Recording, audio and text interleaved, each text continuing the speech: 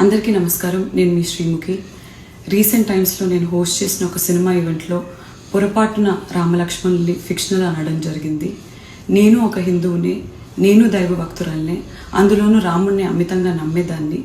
కానీ నేను చేసిన ఈ పొరపాటు వల్ల చాలామంది మనోభావాలు దెబ్బతిన్నాయి. ఇలాంటి పొరపాట్లు ఇంకెప్పుడు జరగకుండా వీలైనంత జాగ్రత్త పడతానని మీ అందరికీ మాటిస్తూ, మీ అందరికీ క్షమాపణ కోరుతూ, దయచేసి పెద్ద మనసుతో మీ అందరూ నన్ను క్షమిస్తారని వేడుకుంటున్నాను. జై శ్రీరామ్. అందరికీ నమస్కారం. నేను మీ శ్రీముఖి. రీసెంట్ టైమ్స్లో నేను హోస్ట్ చేసిన ఒక సినిమా ఈవెంట్లో పొరపాటున రామలక్ష్మణుల్ని ఫిక్షనల్ అనడం జరిగింది. నేను ఒక హిందువుని, నేను దైవ భక్తురాల్నే, అందులోనూ రాముణ్ణి అమితంగా నమ్మేదాన్ని. కానీ నేను చేసిన ఈ పొరపాటు వల్ల చాలామంది మనోభావాలు దెబ్బతిన్నాయి.